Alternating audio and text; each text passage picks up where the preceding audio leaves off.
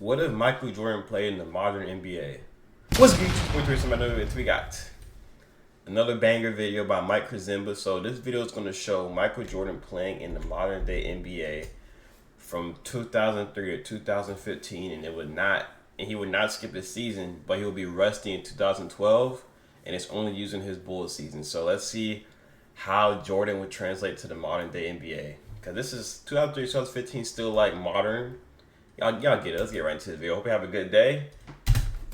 Let's watch this. Jordan is considered to be the greatest player to ever play the game of basketball. At the time of his retirement, he had racked up 6 NBA championships, 5 MVP trophies, and 10 NBA scoring titles. On the court, he was a killer, an assassin, a man who could will his team to success and always seemed to come through when it mattered the most. Yes, after his career was over, the consensus was simple. There would never be another player like Michael Jordan. No one could match his unreal athleticism, incredible natural talent, and somewhat actually insane competitive fire. But the thing about sports is that no one's legacy is really safe.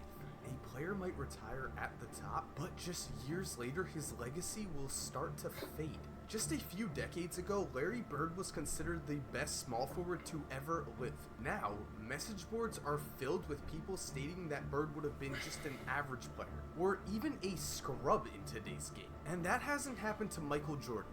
Not yet, and maybe it never will. Regardless, the question is still there. How would Jordan perform in the modern NBA, with no handcheck rule but new defensive schemes, against less dominant big men but more emphasis on the three-point shot? As you are about to see, Jordan's career in the modern NBA would be very interesting. In the original 2002 NBA draft, Jay Williams was taken second by the Chicago Bulls. Williams, one of the greatest Duke players of all time, had a subpar rookie season in which he also suffered a motorcycle accident. He would never return to the Bulls, which leaves us with the perfect spot to drop Michael Jordan into without upsetting the rest of the NBA's balance. And so Jay Williams disappears, Jordan goes second to the Bulls, and he joins a 2002 NBA draft class highlighted by Yao Ming and Amari Stoudemire, which also means that Chicago again has their basketball savior. In Jordan's original rookie season, he took the league by storm, averaging 28 points per game while dragging the 85 Bulls to a playoff berth. His impact on the 2003 Bulls is remarkably similar, as Jordan puts up arguably the greatest rookie season in recent history, while also helping the Bulls improve by 13 wins in the process. His new Bulls make the playoffs and put up a tough fight before losing to the New Jersey Nets. In the elimination game, Jordan puts up 50 and the league takes notice, as 50? His performance at such a young age is nothing short of incredible. And Kobe Bryant finds Jordan's performance particularly interesting. In this new NBA, Kobe is 3 years older than Jordan and was a first-team All-NBA selection. For now, he is considered the league's top shooting guard and will definitely be one of Jordan's greatest rivals throughout his career. And yes, Jordan wins Rookie of the Year over Amari Stoudemire, though the rest of the season stays the same. The Spurs still win the championship, and Tim Duncan still wins MVP. Now, speaking of rivalries, the 2003 NBA draft provides us with several new foes for Jordan's modern career, as LeBron James and Dwayne Wade join the NBA in this draft. With that said, nothing too notable changes in the draft other than the selection of Kirk Hinrich. The Bulls are now picking too late to select Hinrich, so he goes to the Knicks. Leading into the 2004 NBA season, Michael Jordan was eager to prove his greatness and lead the Bulls back into the playoffs. And then, in the third game of the season, Jordan breaks his foot, a shock to his system, as up until this point he had not missed a single game due to injury in both his college and pro career. Now, when this injury occurred in the 1986 season, the heavy recommendation from the training staff was to sit out the rest of the year to not risk further injury. Jordan ignored this recommendation because the Bulls were still contenders to make the playoffs. However, in the 2004 season, the Bulls were far removed from the playoffs and instead found themselves at the bottom of the standings. With this, the Bulls shut down Jordan for the remainder of the 2004 season and finished in last place in the entire NBA, as the loss of a rookie Kirk Hinrich also cost them a few wins. And the results of the 2004 NBA draft show that the Bulls made the correct decision to tank, as their new spot in the draft lottery lands them the #1 pick. With this pick, they select Dwight Howard, pairing Jordan with one of the most dominant defensive big men in the current NBA. Moving down the draft, the Bulls also land Luol Deng, as they managed to trade the Phoenix Suns for the 7th pick in exchange for a 2nd round pick and $3 million in cash. Never forget, Robert Sarver was so cheap that he actually traded away a top 10 pick for money. Which brings us to the 2005 NBA season. Leading up to a new year of this when I was born. Fans everywhere were asking the same question. How would Michael Jordan perform after missing an entire year due to injury?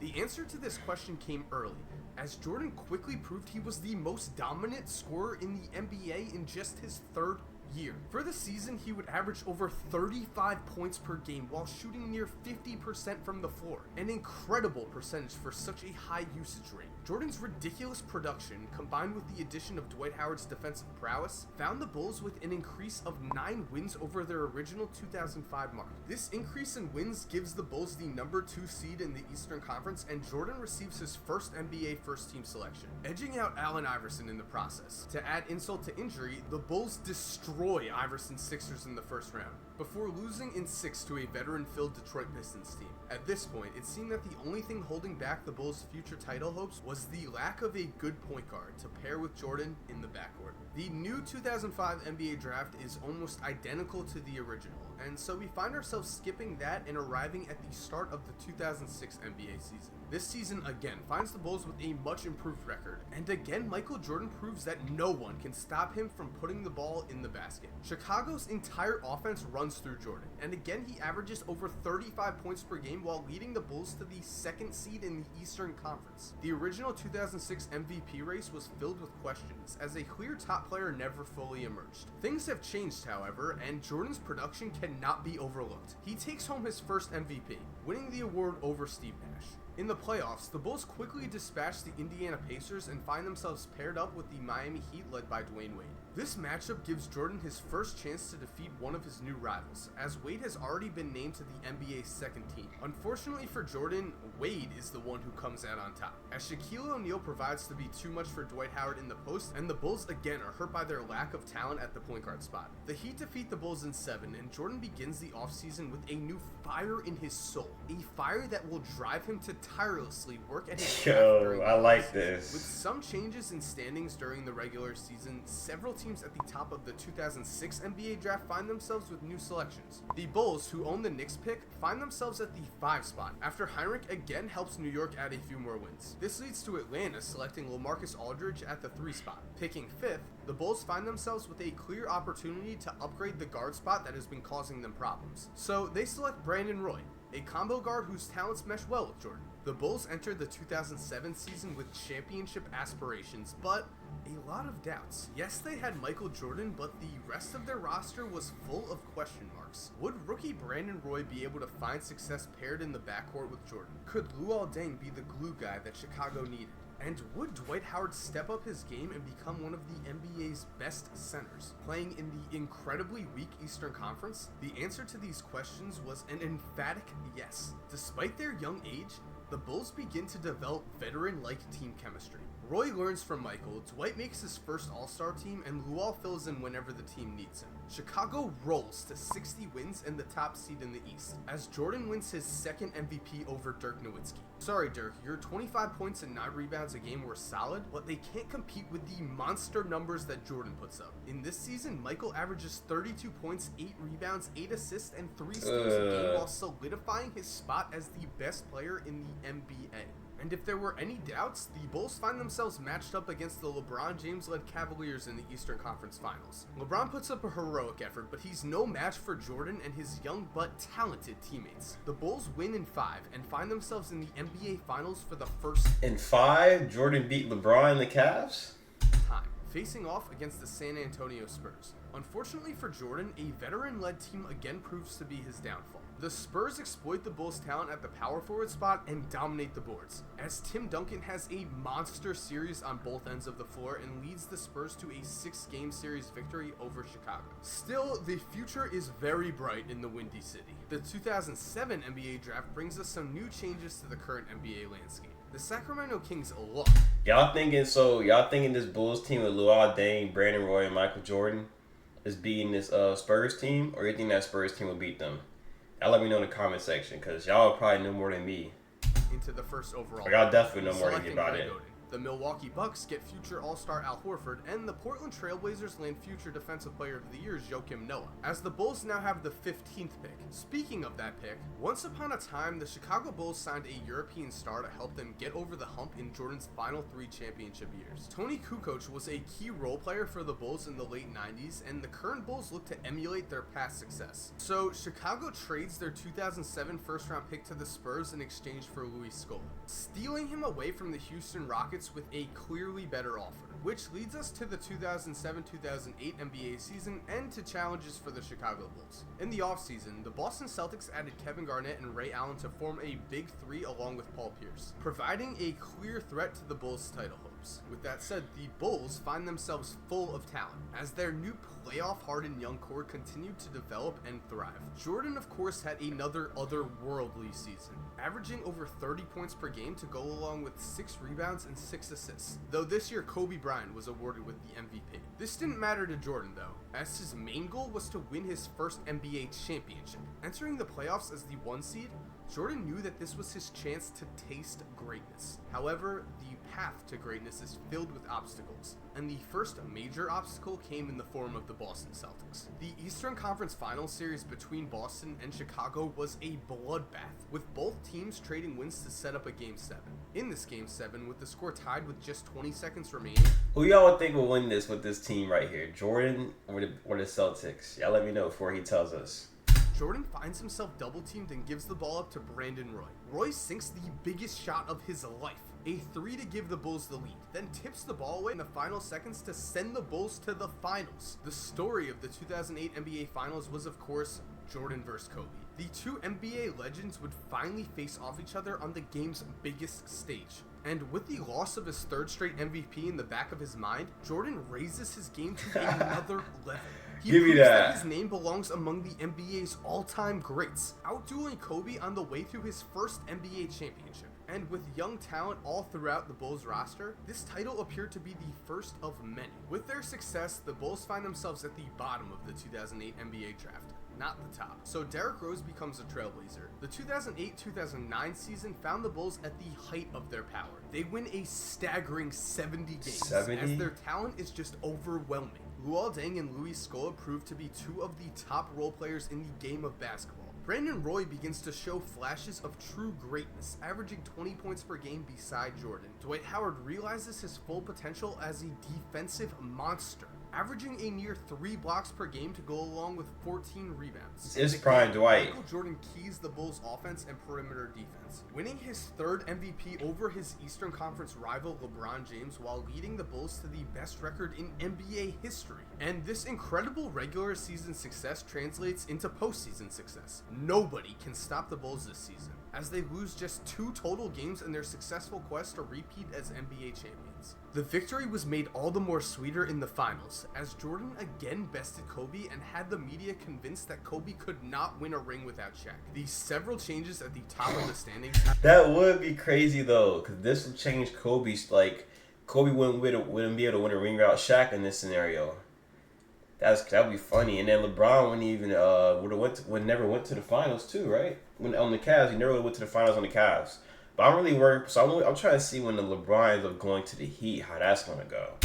Have little effect on the 2009 NBA draft. Things stay basically the same, and the Bulls still grab Taj Gibson with the Denver Nuggets pick. And so, the Bulls begin the 2010 NBA season as a seemingly unstoppable juggernaut. Jordan was the best player in the game, Howard was the league's top center, and Brandon Roy had become an all-star shooting guard. And then, everything changed. Late in the season, the Bulls lose Brandon Roy to a knee injury that will destroy his career. Roy tries his best to return to the playoffs, but his knee just can't hold up. Still, the Bulls manage to sneak their way into the finals after an incredible run of games by Jordan. But this time, Kobe and the Lakers are just too much, defeating the Bulls in 6 games as the Lakers' depth proves to be the deciding factor. To make matters worse for Jordan, LeBron James is rewarded with his first MVP, again sending Jordan into a summer where all he can think about is revenge. The NBA draft again proves to be almost a carbon copy of the original one, which again does not matter to Jordan and the Bulls. All they can think about was returning to the finals and winning another ring. Despite the loss of Brandon Roy, the Bulls roster was still That's ludicrous, but I got you, hang on. Like a good neighbor, State Farm is there. Full of elite talent. This season, Luol Deng averages 18 points per game to help with the scoring load. Taj Gibson and Luis Scola proved to be a great 1-2 punch at the power forward spot. Dwight Howard sets a career high with 22 points per game to go along with his third straight Defensive Player of the Year award. And with the loss of Roy, the Bulls find themselves using a combination of Ronnie Brewer and Kyle Korver to pair with Jordan, a move that proves to be more successful than anyone would have thought. The Bulls surprise everyone and break their own wins record, winning 71 games despite the addition of the Big Three in Miami. And in the playoffs, the Bulls proved that they were indeed on another level than everyone else. As the Heat still struggle to reach their full potential, the Bulls take advantage and win a hard-fought series in 6 to reach the NBA Finals. There, they find themselves matched up with Dirk Nowitzki, a man who has set the NBA playoffs on fire. It doesn't matter. Dirk wasn't playing against a team trying to find itself.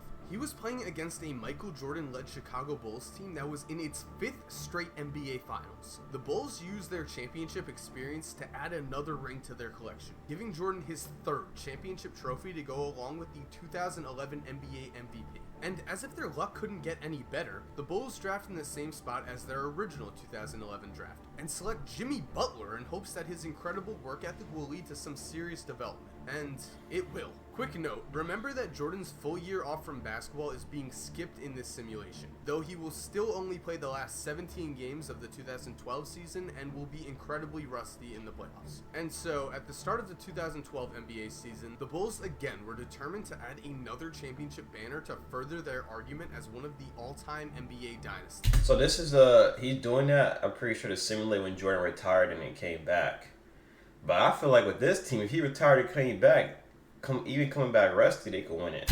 But they had one problem. For the first 65 games of the season, no one could find Michael Jordan. Some say they saw Jordan playing baseball in the minor leagues, which seemed utterly ridiculous and impossible. Others, most notably this one pretty cool YouTuber, say he was forced to sit out due to excessive gambling. What really happened to Jordan, we may never know, though we do know the impact his loss had on the team. The Bulls still managed to finish as the 3rd seed in the East, but are bounced in the 2nd round against the Miami Heat as LeBron outduels the rusty Jordan on his way to his first NBA championship. The 2012 NBA draft has one massive change, as Damian Lillard becomes a Toronto Raptor. With that said, yet again, despite his overwhelming success, Michael Jordan found himself haunted by his exit in the playoffs. He spent his summer working on his game and was ready to reclaim his title as the world's best basketball player. And he would have some help, as the loss of Brandon Roy's salary allowed the Bulls to sign Goran Dragic in the 2012 NBA offseason, giving Jordan some massive help in the backcourt. And so, the 2013 season began as a welcome back tour for Michael Jordan, though the team had its struggles. Dwight Howard was playing through injuries, and Goran Dragic struggled to live up to the massive expectations put on him by Jordan. The Bulls do manage to win 61 games, but this was the year of LeBron and the Miami Heat. The Heat end the year with the best record in the NBA.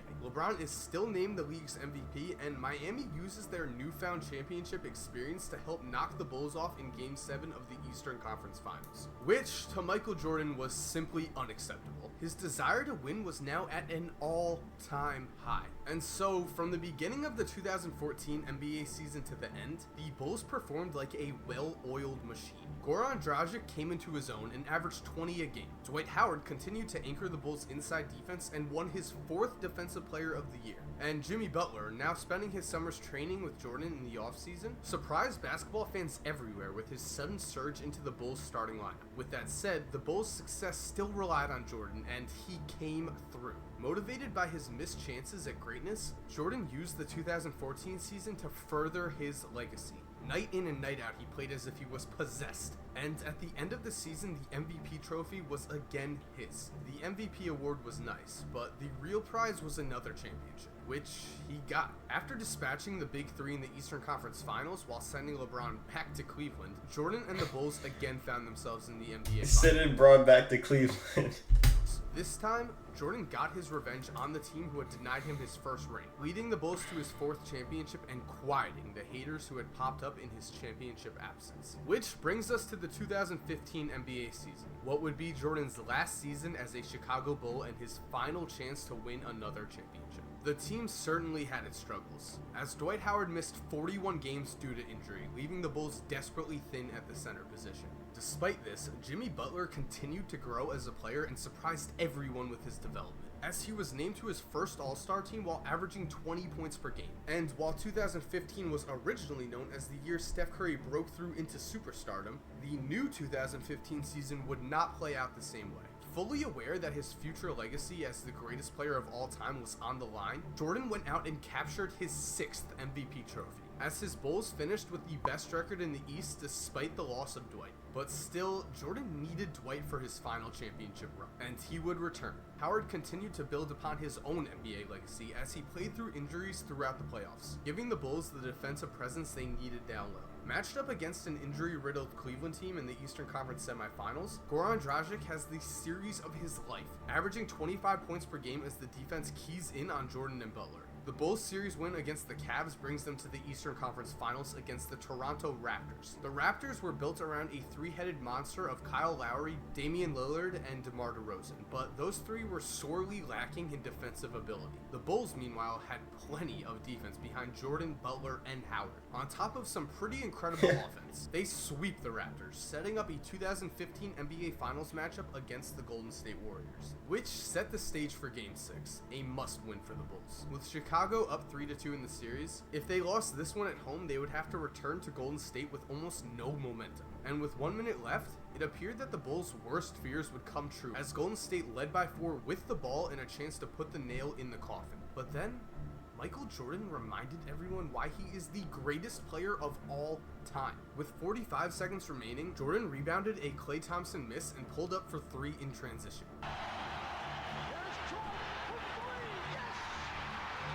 The next possession, the Warriors ran down the clock and eventually forced up a shot from the corner. It was no good, and you can guess what happened next. To Jordan, time winding down. You gotta protect the area for the win. Yeah! Hey! Again, Michael Jordan, game winner here. Michael Jordan in the final seconds again. And so yes, Michael Jordan celebrated his 5th NBA championship and was able to retire in peace and not return to the game as a 38-year-old man. Now, before we take a look at Jordan's new legacy, let's take a look at Dwight Howard's. With achievements like this, Dwight would be considered an all-time great, and in this simulation he was, as he became Michael Jordan's modern-day Scottie Pippen. Now, in his 13 seasons with the Bulls, Jordan outperformed all of his rivals convincingly, ending with 10 All-NBA First Team awards, 6 NBA MVPs, and most importantly, 5 NBA championships, proving that even while playing in a different era, Michael Jordan would still be remembered as the greatest basketball player to ever walk this planet. And thank you. Bro, to be honest, if that would have happened, it would boost his resume even more, because people wouldn't be able to say the old school. You know what I mean? They couldn't say plumbers, old school. They couldn't make any excuses at all. Look at this picture right here. Hey, y'all enjoyed that video? Let me know down below in the comment section, because I enjoyed it. I hope y'all did too. It's your boy Torie Sama, and I'm out.